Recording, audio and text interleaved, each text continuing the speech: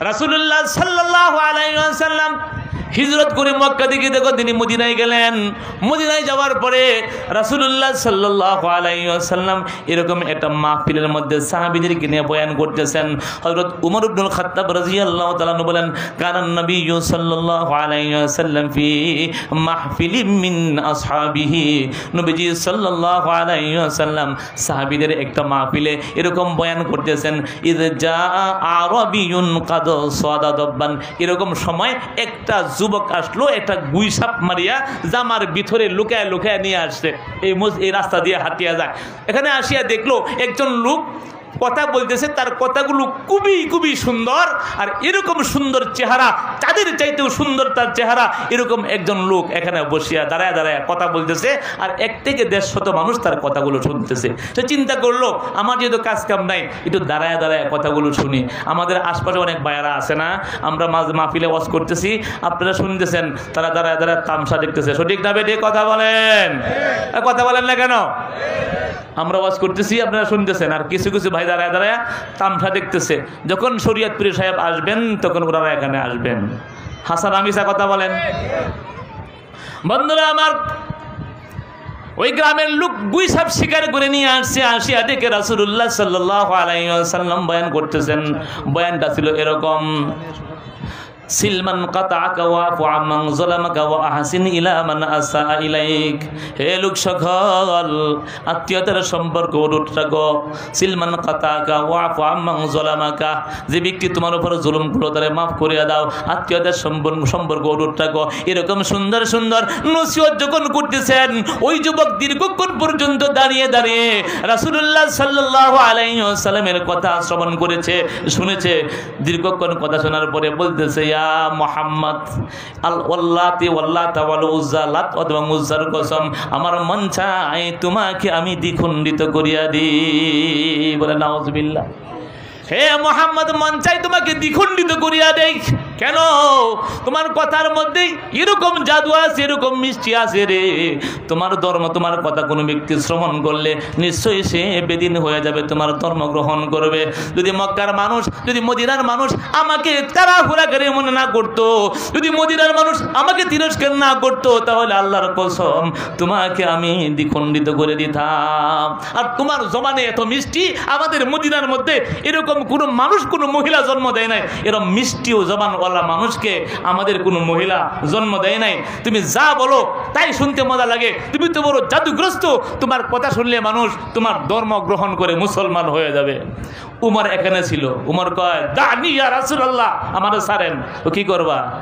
নবী গো, ফাকুমু ফাকাতুলাহু, আমি একটু দাঁড়াই, সুযোগ দেন গো নবী, এর দ্বিখণ্ডিত করিয়া দিই। যদি বলেন সুবহানাল্লাহ।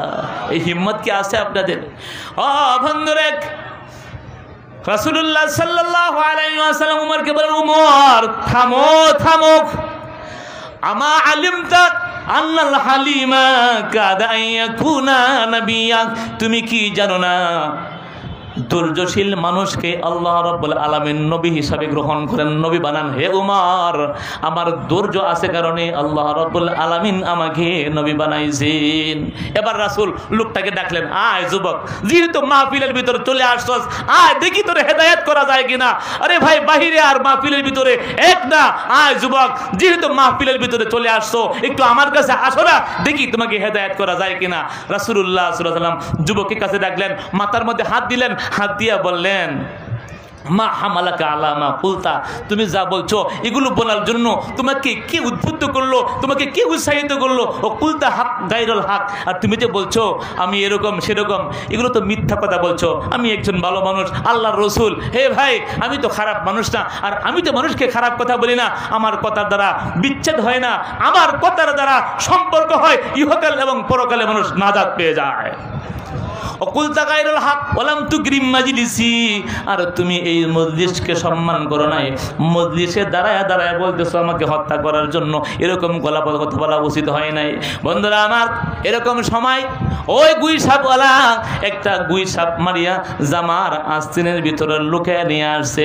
গরিব মানুষ, ঘরের ভিতরে খাবার নাই, এই গুইসাপ বোনা করে খাবে স্ত্রী সন্তানকে নিয়ে। ওই গুইসাপটা বের করলো, বের করার পরে বলতেছে, নবী গো, কানে কানে কয়, ইন আমানা বিকা হাযা আদ-দাব্বু আমানতু বিকা। ও মুহাম্মদ, যদি আমার এই মরা গুইসাপ আপনার সাথে কথা বলে, মুহাম্মদ যদি আমার এই গুইসাপ আপনার প্রতি ঈমান আনে, আমার এই গুইসাপ যদি আপনার পরিচয় দেয়, আল্লাহর কসম আমি ইসলাম ধর্ম গ্রহণ করে মুসলমান হয়ে যাব। বলতেছে নবী, তোমার গুইসাপ কোথায় বের করলো, জমিনে রাখলো? রাসূলুল্লাহ সাল্লাল্লাহু আলাইহি ওয়াসাল্লাম তার শাহাদাত আঙ্গুল দ্বারা ইশারা করলেন, ইয়া আদাব, গুইসাপ নড়াচড়া করে উঠেছে। আর জোরে ও বন্ধু। এবার রাসূলুল্লাহ সাল্লাল্লাহু আলাইহি ওয়াসাল্লাম বলেন, মান তা'বুদু ইয়া আদাব, হে গুইসাপ তুমি কার বন্দেগী করো? গুইসাপ বলতেছে, আল্লাযী ফিস সামাই আরশুহু ওয়া ফিল আরদি সুলতানুহু ওয়া ফিল বাহরি সাবিলুহু ওয়া ফিল জান্নাতি রাহমাতুহু ওয়া ফিন নারি ইকাবুহু। বন্ধুরা আমার, ফাজাবাহু দাব্বু বিলিসানিন আরাবিয়্যিন মুবিন ইসমাউহুল কওম জামিআন লাব্বাইক ওয়া সাদাইক ইয়া রাসূল রাব্বিল আলামিন। রাসূল যখন বললেন হে গুইসাপ, গুইসাপ সুস্পষ্ট আরবি ভাষায় এমন জোরে উত্তর দিল, এখানে 150 লোক সকলেই সমান তালে তার কথা শুনতে পাইল। সে বলছে, লাব্বাইক ওয়া সাদাইক ইয়া রাসূল রাব্বিল আলামিন, হে আল্লাহর রাসূল আমি হাজির। নবীজি বলছেন, মান তা'বুদু, তুমি কার বন্দেগী করো? আল্লাযী ফিস সামাই আরশুহু, যার আরশ হইল আরশে আজিম আসমানে, ওয়া ফিল আরদি সুলতানুহু, যার হুকুমত চলে জমিনে, এবং যিনি পানির মধ্যেও জীবজন্তু বসবাস করার উপযোগী করেছেন। ওয়া ফিল জান্নাতি রাহমাতুহু, জান্নাত হইল শান্তির জায়গা। ওয়া ফিন নারি ইকাবুহু, আর জাহান্নাম রাখছেন কাফেরদের শাস্তির জন্য। ওই আল্লাহর বন্দেগী আমি করি। এরপরে রাসূলুল্লাহ সাল্লাল্লাহু আলাইহি ওয়াসাল্লাম বললেন, আমি কে তুমি কি জানো? মান আনা ইয়া আদাব, আমি কে তুমি কি বলতে পারো? তখন সে বলতেছে, নবী গো, আনতা রাসূলু রাব্বিল আলামিন, আপনি হইলেন বিশ্বজাহানের পালনকর্তা, আল্লাহ তাআলার পক্ষ থেকে আমাদের জন্য রাসূল।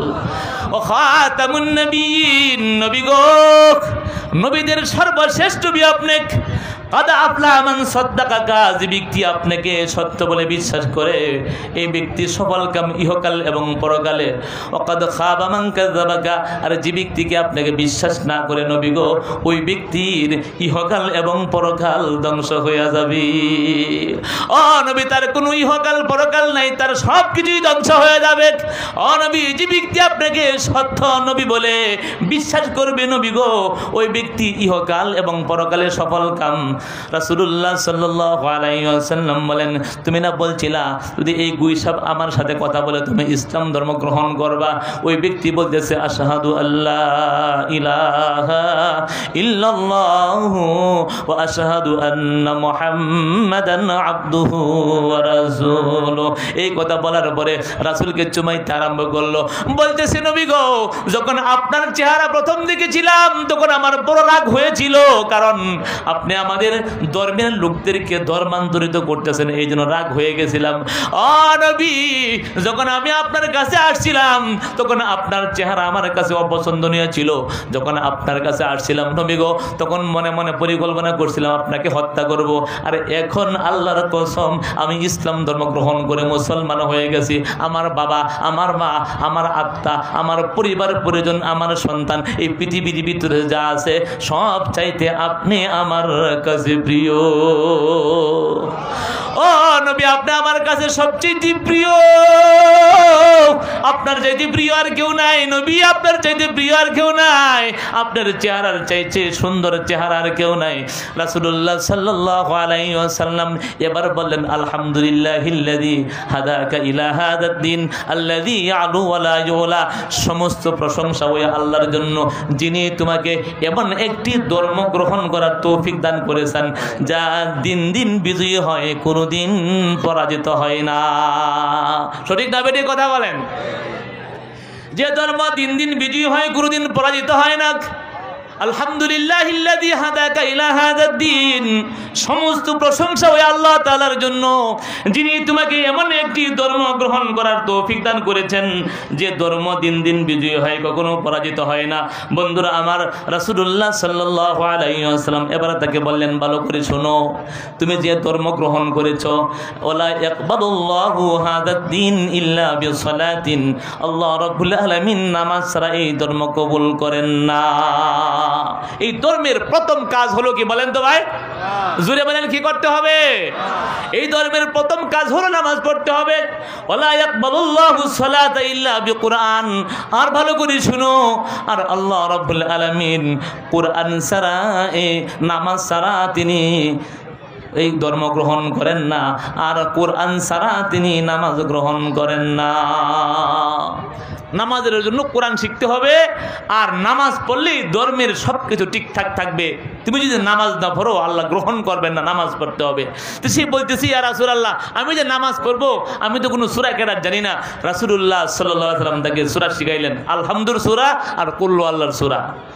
তাৎক্ষণিকভাবে যারা মুসলমান হয়, নতুন মুসলমানদের জন্য সংক্ষিপ্ত কয়েকটা সূরা আছে, ইন্না আতাইনা সূরা, কুল আল্লাহর সূরা আছে না, সূরাগুলা যদি এগুলো কোনো ব্যক্তি শিখে, এগুলো দ্বারা সে নামাজ পড়তে পারবে। রাসূলুল্লাহ সাল্লাল্লাহু আলাইহি ওয়াসাল্লাম তাকে আলহামদুলিল্লাহ সূরা শিখাইলেন এবং কুল আল্লাহর সূরা শিখাইলেন। শিখানোর পরে সে বলতেছে, ওয়াল্লাহি আল্লাহর কসম, মা সামিতু বিল বাসিতি ওয়ালা ফির রাজাজি আহসানা মিন হাযা। নবী গো, আমি কত কবির কবিতা পড়লাম, কত লেখকের লেখনী পড়লাম, আল্লাহর কসম এরকম সুন্দর কালাম আর আমি জীবনে কোনোদিন শুনি নাই। কুল হু আল্লাহর সূরা, কি সূরা? কুল হু আল্লাহু আহাদ আল্লাহুস সামাদ লাম ইয়ালিদ ওয়া লাম ইউলাদ ওয়া লাম ইয়াকুল লাহু কুফুয়ান আহাদ। ও নবী, আমার এই জিন্দেগিতে কত কবির কবিতা পড়লাম, কত লেখকের লেখনী পড়লাম গো নবী, কিন্তু এরকম সুন্দর কথা আর কোনোদিন শুনি নাই। জিদনি ইয়া রাসূলুল্লাহ, আমাকে আরো বাড়ায় দেন, আরো কিছু শিখায় দেন। রাসূলুল্লাহ সাল্লাল্লাহু আলাইহি ওয়াসাল্লাম বলছেন, ইয়া আরবি, এটা কোনো মানুষের কথা না, এটা হইল আমি আল্লাহ, আমার আল্লাহর কালাম। যতই পড়বা ততই মজা লাগে, যতই শুনবা ততই মজা লাগে। বন্ধুরে, সূরা ফাতিহা নামাজের মধ্যে যদি 10 রাকাত হয় 10 বার পড়ি, যদি 20 রাকাত হয় 20 বার পড়ি। রমজান মাসে একটু পরে পরে এই সূরা তেলাওয়াত করা হয়, খারাপ লাগেনি বলেন তো ভাই? যতই পরে ততই মজা। ইন্না লাহু লাহালাওয়াতান, ইহার মধ্যে মিষ্টি আছে, মিঠাই আছে। এরকম মোহব্বত নিয়ে পড়তে হবে, তখন মিষ্টি আর মিঠাই পাওয়া যাবে। যদি মোহব্বত নিয়ে না পড়েন, মিষ্টি আর মিঠাই পাবেন না। যদি আপনারা তাড়াহুড়া করেন পাবেন না, আস্তে আস্তে সুন্দর করে পড়লে মিষ্টি মিঠাই সব কিছুই পাবেন। বন্ধুরা আমার, এবার রাসূলুল্লাহ সাল্লাল্লাহু আলাইহি ওয়াসাল্লামকে বলল, ও নবী, আমারে আরো বাড়ায়া দেন, আরো কিছু শিখায়া দেন।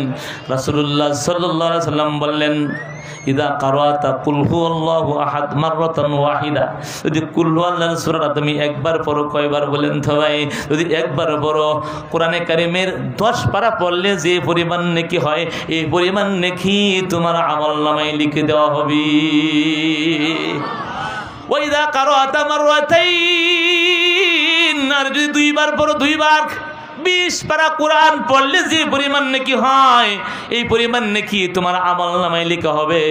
আর যদি 3 বার পড়ো, কুল হু আল্লাহর সূরা 3 বার পড়লে, বন্ধুরে, রাসূলুল্লাহ সাল্লাল্লাহু আলাইহি ওয়াসাল্লাম বলেছেন, ফাকা আন্নামা কারাতাল কুরআনা কুল্লাহু, যেন তুমি পুরা কুরআন খতম করে নিয়েছো। অর্থাৎ কুল হু আল্লাহর সূরা 3 বার পড়লে, এক খতম পরিপূর্ণ কুরআন খতম করলে যে পরিমাণ নেকি হয়, এই পরিমাণ নেকি তার আমলনামায় লিখিয়া দেওয়া হয়। চেষ্টা করবো কি করবো না বলেন তো ভাই? আমরা যদি ইচ্ছা করি প্রতিদিন কুল হু আল্লাহর সূরা 100 বার করে পড়তে পারি। যদি কোনো ব্যক্তি কুল হু আল্লাহর সূরা 100 বার পড়ে, আল্লাহ রাব্বুল আলামিন তার জন্য জান্নাতের ভিতরে 56 মাইল লম্বা বিল্ডিং বানায় দিবেন। এবার রাসূলুল্লাহ সাল্লাল্লাহু আলাইহি ওয়াসাল্লাম তাকে বললেন, তুমি তো আমাকে মারার জন্য এখানে আসছিলা, বলো তো তোমার ঘরে খাবারের কি ব্যবস্থা আছে? গুইসাব স্বীকার করছো কেন? সে বলতেছে, নবী গো, সুলাইম গোত্রের মধ্যে আমার চাইতে গরিব কোনো মানুষ নাই, গরিব কোনো মানুষ বসবাস করে না। আমি একবারে নিতান্ত গরিব, আমার ঘরের মধ্যে খাবার নাই। ও নবী, শিকার করতে গিয়েছিলাম, কিছুই পাই নাই, একটা গুইসাব শিকার করে মেরে নিয়ে আসছি স্ত্রী সন্তানকে নিয়ে খাবারের জন্য। রাসূলুল্লাহ সাল্লাল্লাহু আলাইহি ওয়াসাল্লাম সাহাবীদের কে বললেন, সাহাবীরা রে, তোমাদের এই মুসলিম ভাই নতুন ইসলাম ধর্ম গ্রহণ করেছেন। ও আমার সাহাবীরা রে, তোমরা যাদের বাড়ি দ্বারের কাছে আছে, প্রত্যেকেই নিজ নিজ নিজ বাড়িতে যাও, যায় কিছু সাহায্য নিয়ে আসো। সাহাবায়ে কেরাম নিজ নিজ এলাকায় গেলেন, বাড়িতে গেলেন, অনেকগুলো হাদিয়া নিয়ে আসলেন। এমন হাদিয়া নিয়ে আসলেন, চাউল ডাল গম অনেক কিছু নিয়ে আসলো। এই সবগুলো একা একা বহন করে নেওয়া তার পক্ষে সম্ভব না, একটা ট্রাকের দরকার। যদি বলেন সুবহানাল্লাহ। কি দরকার? ট্রাক দরকার, ট্রাক। তখন তো ট্রাক ছিল না, এটা উট হইলে ভালো হয়। বন্ধুরা আমার, সাহাবীদের মধ্যে একজন ছিলেন আব্দুর রহমান ইবনে আউফ রাদিয়াল্লাহু তাআলা আনহু। উনি বললেন, ইয়া রাসূলুল্লাহ, এই গরিব মানুষ ছাড়া অনেক সহযোগিতা হয়ে গেছে, এগুলো সে একা একা কেমনে নেওয়া যাবে? রাসূলুল্লাহ সাল্লাল্লাহু আলাইহি ওয়াসাল্লাম বললেন, তো কি করা যায়? আব্দুর রহমান ইবনে আউফ রাদিয়াল্লাহু তাআলা বলতেছেন, ইয়া রাসূলুল্লাহ, আমার একটা উট আছে, পিছনের কোনো উট তাকে ধরতে পারে না, আর এই উটের সামনে কোনো উট যাইতে পারে না। আমার উটটা গর্ভবতী। নবী, আমার উট গর্ভবতী। রাসূলুল্লাহ সাল্লাল্লাহু আলাইহি ওয়াসাল্লাম বললেন, নিয়ে আসো। দিয়া দিলেন। এবার রাসূলুল্লাহ সাল্লাল্লাহু আলাইহি ওয়াসাল্লাম বললেন, তুমি তো তোমার উটের আকৃতি বয়ান করেছো, গুণগান বয়ান করেছো, তোমার উটটা গাভীন গর্ভবতী, পিছনের কোনো উট তাকে ধরতে পারে না, সামনে দিয়ে কোনো উট যাইতে পারে না। আল্লাহর কসম, এই উট দিয়া সহযোগিতা করার জন্য আমার সাহাবী আব্দুর রহমানকে আল্লাহ রাব্বুল আলামিন হাসরের ময়দানে এমন একটা উট দিবেন যা হবে ইয়াকুত জমরতন পাথরের তৈরি। আল্লাহর কসম, আমার সাহাবী ওই উটের উপর সওয়ার হবে, আর আল্লাহ রাব্বুল আলামিন বিদ্যুৎ গতিতে তাকে জান্নাত পর্যন্ত পৌঁছে দিবি। বন্ধুরা আমার, আমরা নবীজির উম্মত হইতে পারি, খুশি না বেজার? জোরে বলেন, খুশি না বেজার? খুশি তো?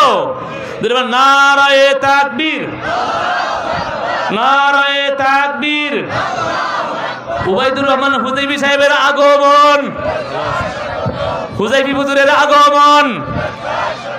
মাশাআল্লাহ ভাই, আমি তো